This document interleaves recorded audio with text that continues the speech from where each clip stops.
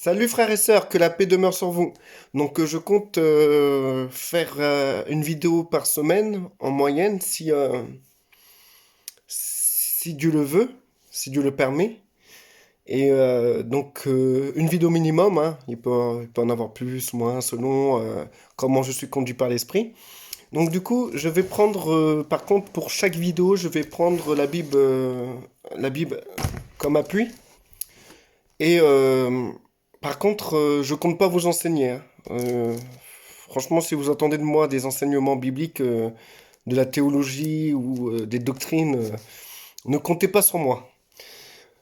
Il y a assez de vidéos, assez de gens qui prêchent, qui font de la théologie, qui font des doctrines sur Internet pour que vous ayez de quoi vous instruire. Il y a assez de livres qui parlent d'enseignement biblique.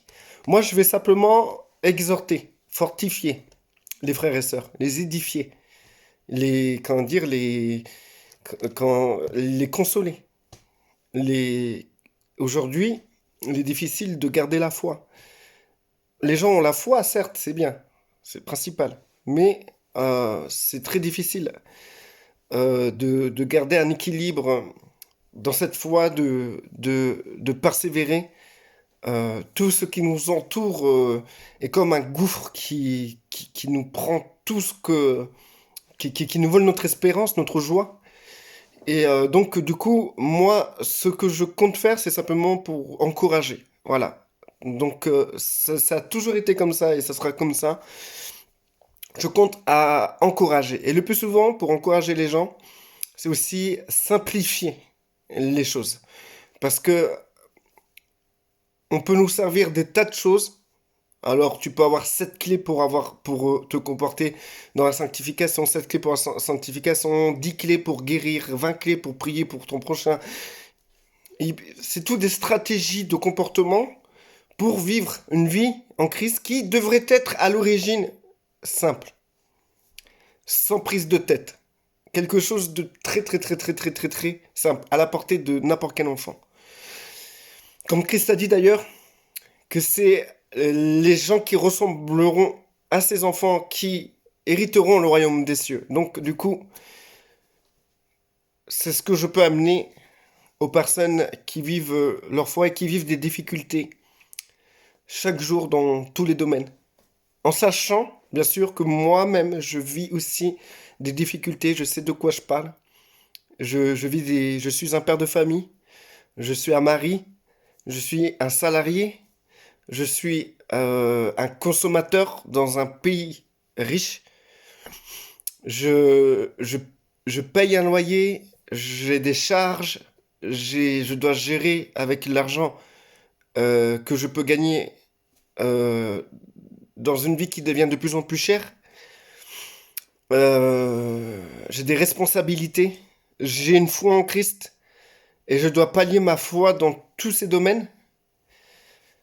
Donc du coup, je sais de quoi je parle quand je peux parler de difficultés, de complications, de faiblesse, de dépression, de déprime, de dépression, de toutes sortes de découragement, etc.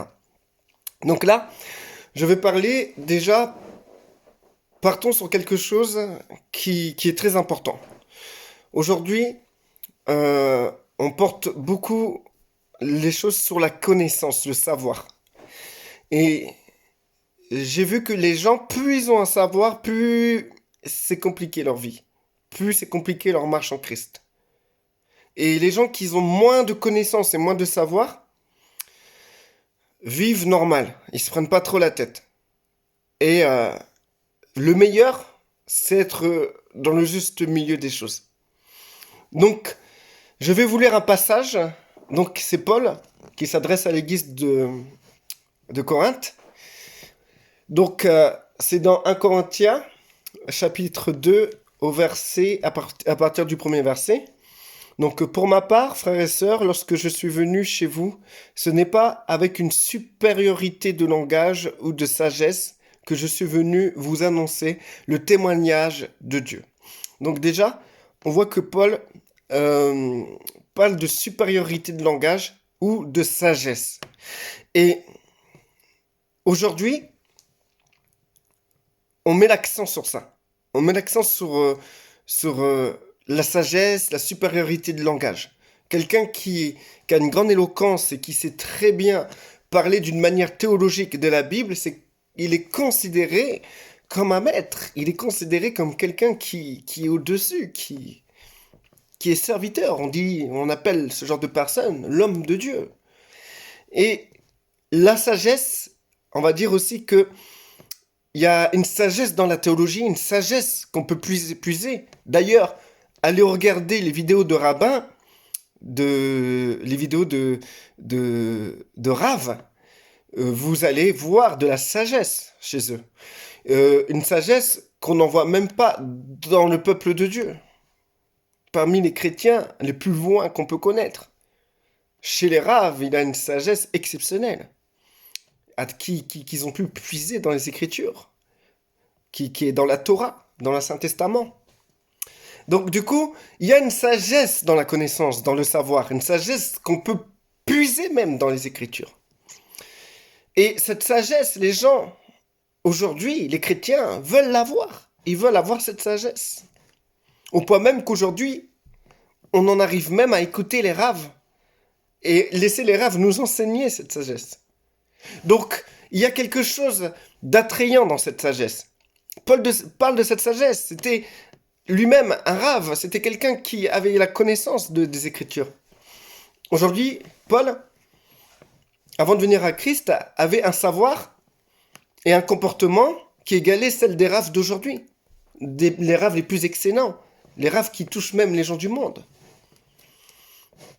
Donc, une supériorité de langage, c'est-à-dire que mettez quelqu'un qui a de la connaissance théologique à côté d'un fermier du village du coin qui sait à peine lire, on va voir qu'il y a une différence de supériorité de langage à travers les Écritures.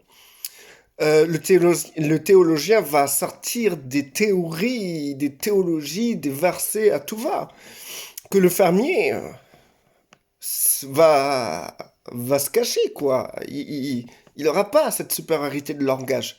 Il sera limité dans son langage. Donc du coup, Paul lui-même avait cette capacité d'avoir cette supériorité de langage et avait cette capacité d'avoir aussi cette sagesse des Écritures.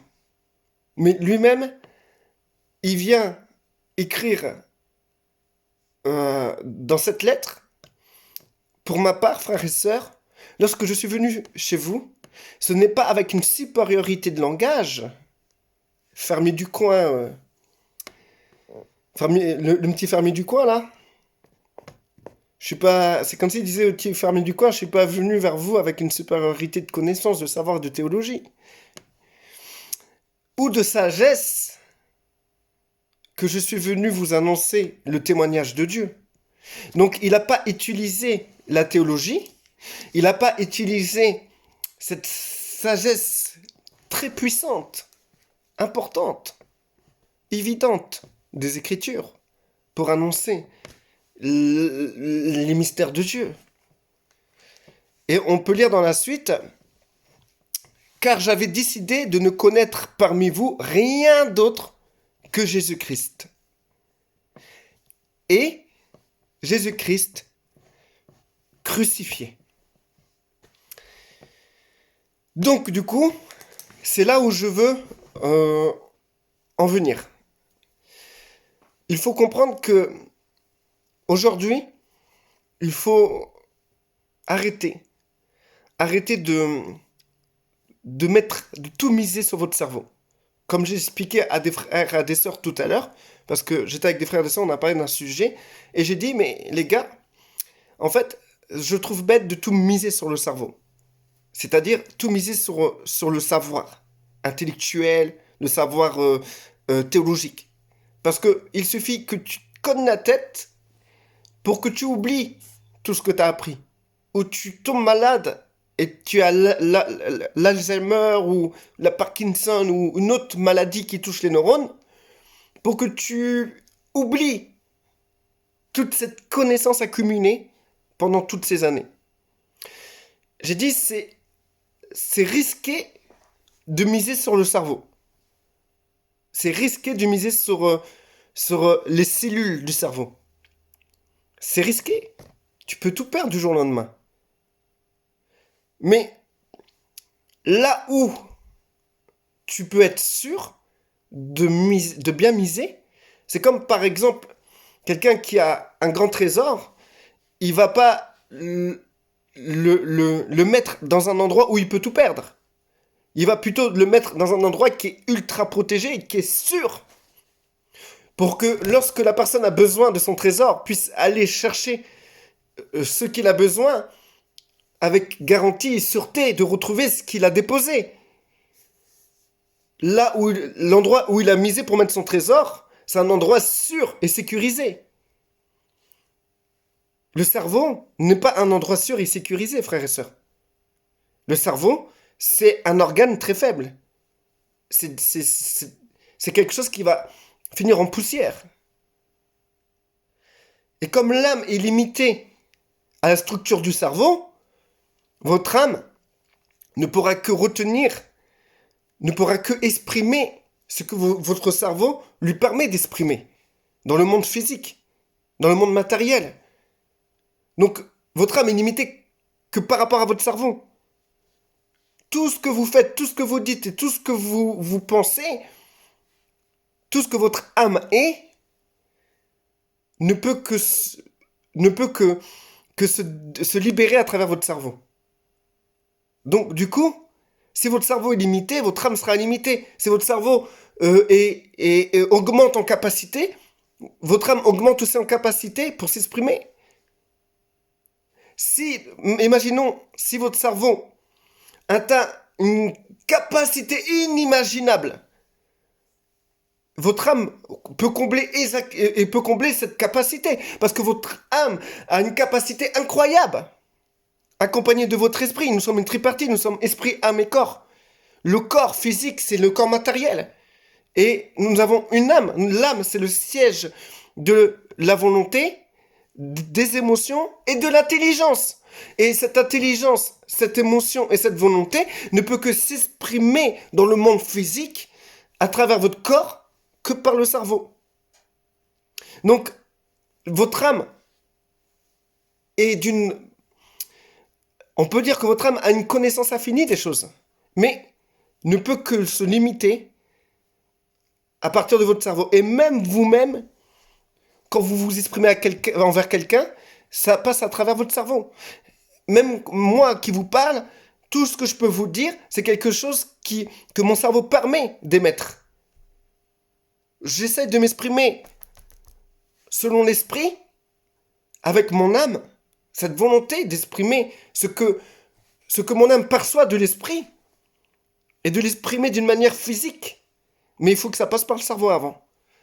Par exemple, quelqu'un qui reçoit une lumière de Dieu dans l'esprit, l'esprit s'active, une personne reçoit une lumière, il faut que cette lumière soit interprétée à travers l'âme, donc la personne va comprendre c'est quoi cette lumière que Dieu lui a envoyée. Dieu veut lui dire un truc, il envoie une lumière dans son esprit, donc son âme va l'interpréter à travers son intelligence, car le siège de l'intelligence c'est l'âme, donc du coup l'âme va décoder cette lumière, qui va donner la compréhension intellectuelle à la personne de ce que Dieu veut. Et pour exprimer cette chose, il faut savoir l'expliquer. Et pour savoir l'expliquer, il faut que ça passe par le cerveau. Donc, du coup, pour pas trop s'éloigner, tout miser sur ce qui est dans cette boîte crânienne, c'est comme si vous mettez votre trésor dans un endroit peu sûr. Qui est absolument pas sécurisé. Que le moindre truc peut défaillir. C'est comme si vous avez un ordinateur. Dans cet ordinateur, vous mettez tous vos photos de famille, tout ce qui concerne votre vie, et que vous faites tomber votre ordinateur par terre, l'ordinateur y pète. Bien sûr, ce qui est dans l'ordinateur, on peut le mettre dans un autre ordinateur. Mais nous sommes des êtres humains, des êtres vivants. On ne peut pas remplacer, on ne peut pas mettre ton cerveau dans un autre corps. Si ton cerveau est endommagé, à partir de ce moment, il faut comprendre que comment dire, c'est tes capacités, les capacités de ton âme vont être diminuées. Et donc, du coup, tout ce que vous pouvez savoir et tout ce que vous aurez compris peut être effacé. Parce que tout, tout ce que vous pouvez connaître et tout ce que vous pouvez exprimer d'une manière matérielle est emmagasiné dans des neurones. Et vous pouvez perdre vos neurones.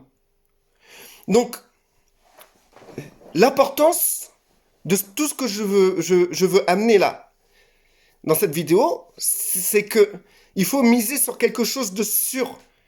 Vous misez tout votre trésor, toute votre capacité, tout ce que vous êtes sur quelque chose de sûr. Et Paul l'a très bien expliqué. Il a dit qu'il n'a pas misé sur la supériorité de langage, qui est la théologie, sur la sagesse, qui est le secret des Écritures, qui peut amener la sagesse, la compréhension.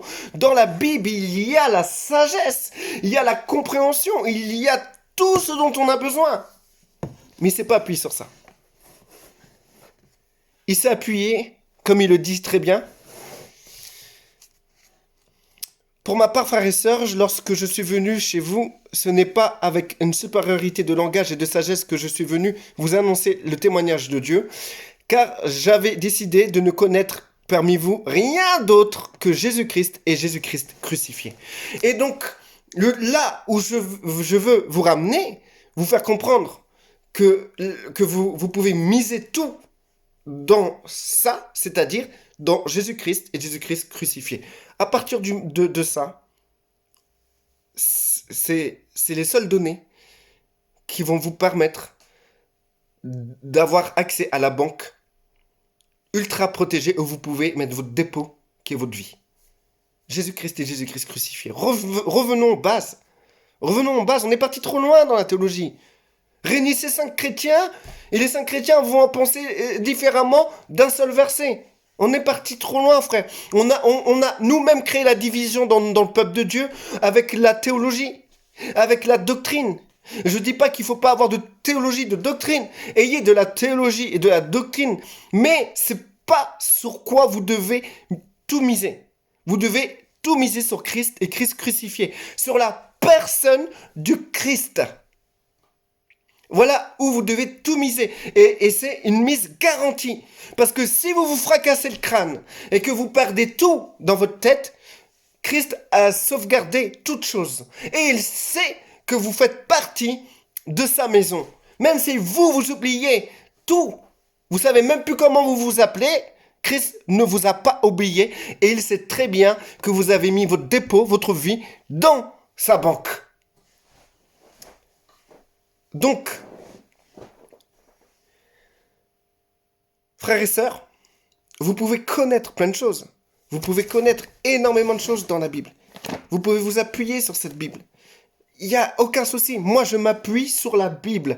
Il y a plein de gens qui ont commencé à détourner la Bible en disant qu'elle est falsifiée. Je suis contre ces gens. Moi, je dis à ces gens-là, vous voyez tout ce qui est dedans? Eh ben, ça m'a permis de connaître mon Seigneur et mon Sauveur, d'avoir un Sauveur. Et c'est le principal. Pour moi, si elle aurait été vraiment falsifiée, cette Bible, elle ne nous conduirait pas à Christ. Elle nous conduirait vers je sais pas quel gourou. Si la Bible te conduit à Christ, frère, c'est qu'elle n'est pas falsifiée. Fais-moi confiance. Qu'elle n'est pas falsifiée. Ok, il y a peut-être des mots qui ont changé, des trucs comme ça. Oui, bien sûr, bien sûr. Mais pour moi, quand tu prends un document et tu veux falsifier ce document, c'est que tu désires détourner le message de ce document. C'est ça, falsifier un document. Donc si les gens auraient voulu falsifier la Bible, ben, ils ont manqué leur coup. Parce que quoi qu'il arrive, le but même de ces écritures, c'est de te conduire à la vérité avec un V majuscule. Et cette vérité, c'est la personne du Christ. Comme disait Christ aux pharisiens, vous scrutez les écritures, cherchant la vérité, et quand la vérité se présente devant vous, vous la reconnaissez pas. C'est-à-dire que si vous scrutez les Écritures pour vous éloigner de Christ, c'est que là, il y a un problème. Si vous scrutez les Écritures pour avoir plein de connaissances, c'est bien, mais c'est pas sur ça qu'il faut miser. Mais maintenant, si vous scrutez les Écritures pour avoir une proximité encore plus forte avec Christ, pour comprendre l'immensité et l'étendue de ce qui est la personne du Christ, dans ces cas-là, vous faites bien. Dans ces cas-là, vous misez bien. Vous misez vraiment bien. Parce que il est encore plus important de connaître la personne du Christ que de connaître toutes les Écritures. Parce que la connaissance même des Écritures, ça reste de la connaissance. La connaissance de la personne du Christ, c'est la vie éternelle. Car il est écrit que la vie éternelle, c'est pour ceux qui te connaissent, toi, le véritable Dieu, et celui que tu as envoyé, Jésus-Christ. C'est sorti de la bouche du Christ. Donc du coup, Christ, il sait très bien ce qu'il dit. La vie éternelle, c'est de te connaître, toi, le véritable vrai Dieu, et celui que tu as envoyé, Jésus-Christ. Donc, c'est-à-dire que la vie éternelle, c'est de connaître le Père et de connaître Jésus-Christ. Donc, l'objectif de votre lecture biblique, de votre connaissance, devrait être quelque chose qui vous pousse, qui vous incite à comprendre l'étendue de la personne du Christ et de son Père, celui qui l'a envoyé. Ni plus ni moins. Et ça sert à rien d'aller plus loin. Ça sert à rien d'aller plus loin. Déjà, réussissez cette chose. Déjà, arrivez à ce niveau-là. Alors la suite, Paul il disait, alors je ne sais pas la suite, mais je vais vous lire quand même la suite. Donc, j'ai été faible, craintif et tout tremblant chez vous. Ma parole et ma prédication ne reposaient pas sur les discours persuasifs de la sagesse, mais sur une démonstration de l'Esprit Saint. D'esprit, parce que c'est en E majuscule, d'esprit et de puissance, afin que votre foi soit fondée non sur la sagesse des hommes, c'est-à-dire la théologie des hommes, l'interprétation humaine des Écritures. C'est ça la théologie en fait. La théologie, c'est l'interprétation humaine à travers l'instrument qui est le cerveau humain. C'est l'interprétation humaine à travers de ce qui est le cerveau humain, de la compréhension des Écritures, tout simplement. C'est ça la sagesse des hommes. Donc, alors, ma parole et ma prédication ne reposaient pas sur les discours persuasifs de la sagesse, mais sur une démonstration d'esprit et de puissance, afin que votre foi soit fondée non sur la sagesse des hommes, mais sur la puissance de Dieu. Alors, je ne sais pas si je vais lire la suite, si ça correspond.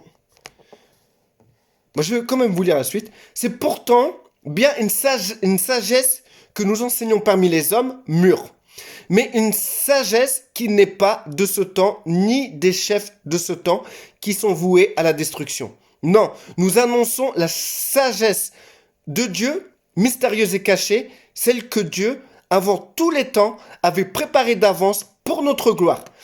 Cette sagesse, aucun des chefs de ce temps ne l'a connue, car s'il l'avait connue, il n'aurait pas crucifié le Seigneur de la gloire. Mais comme il est écrit, ce que l'œil n'a pas vu, ce que l'oreille n'a pas entendu, ce qui n'est pas monté au cœur de l'homme, Dieu l'a préparé pour ceux qu'il aime. Or, c'est à nous que Dieu l'a révélé par son esprit, car l'esprit examine tout, même les profondeurs de Dieu. Car, en effet, qui parmi les hommes connaît les pensées de l'homme, si ce n'est l'esprit de l'homme qui est en lui? De même, personne ne peut connaître la pensée de Dieu, si ce n'est l'esprit de Dieu. Or nous n'avons pas reçu l'esprit du monde, mais l'esprit qui vient de Dieu, afin de connaître les bienfaits que Dieu nous a donnés par sa grâce. Et nous en parlons non avec les paroles qu'enseigne la sagesse humaine, mais avec celles qu'enseigne l'Esprit Saint. Ainsi, nous employons un langage spirituel pour exprimer ce qui est spirituel. Mais l'homme naturel n'accepte pas ce qui vient de l'Esprit de Dieu, car c'est une folie pour lui. Il est même incapable de le comprendre, parce que c'est spirituellement qu'on en juge. L'homme dirigé par l'Esprit au contraire, juge de tout et n'est lui-même jugé par personne. En effet, qui a connu la pensée du Seigneur et pourrait l'instruire? Or, nous avons la pensée du Christ. Donc, en gros, pour conclure, parce que la vidéo, elle est longue, j'avais pas prévu qu'elle soit longue comme ça. Donc, je vais faire des vidéos plus courtes à l'avenir. Je vais me discipliner un peu. Donc, du coup, ce que je veux amener, c'est que il faut revenir en arrière parce que on a été trop loin, en fait. On a été trop loin. Regardez le nombre d'églises évangéliques ou églises de réveil, églises chrétiennes différentes qui existent. En sachant que chaque dénomination a sa propre interprétation des Écritures. Imaginez un peu, vraiment, un peu là où on en est. On en est à une totale division créée par notre propre intelligence.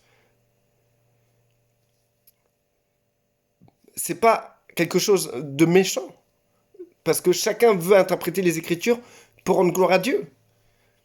Mais le problème, c'est comme il est écrit là, c'est que on a cherché à comprendre les Écritures d'une manière intellectuelle. Et ça crée les sectes, ça crée des divisions, ça crée toutes les églises évangéliques ou ces églises chrétiennes, protestantes, etc., même catholiques, et toutes ces églises-là ont leur propre théologie et se targuent d'avoir la vérité et s'appuient sur leur théologie. Donc, ce que moi je veux vous amener, là où je veux vous amener, c'est plutôt, et là, j'en suis sûr, c'est quelque chose de sûr, ce que je vous dis, et je sais que je ne vous conduis pas dans l'erreur en disant ça. Ne vous appuyez pas intellectuellement sur la connaissance théologique, doctrinale. D'ailleurs, sur laquelle voulez-vous vous appuyer? Il y en a tellement. Mais appuyez-vous sur Christ et Christ crucifié. C'est tout. Sur votre Seigneur, appuyez-vous que sur ça. Que sur ça. Misez tout sur ça. Et si Dieu le veut, il vous révélera des secrets, car il révèle les choses cachées à ses enfants et les cache aux intelligents de ce monde. Et figurez-vous, dans le peuple de Dieu, il y a beaucoup de gens qui viennent à Dieu d'une manière intellectuelle. Et ils veulent percer les secrets de la Bible, pensant avoir des révélations de Dieu d'une manière intellectuelle. Et beaucoup de théologies sont basées sur une interprétation physique, cérébrale de la Bible.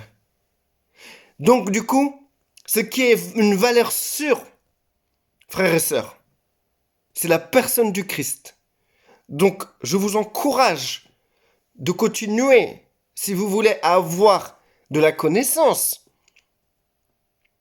mais que cela ne soit pas votre mise. Misez pas votre vie sur ça, mais misez plutôt votre vie sur la personne de Christ et Christ crucifié, ressuscité et glorifié. C'est tout.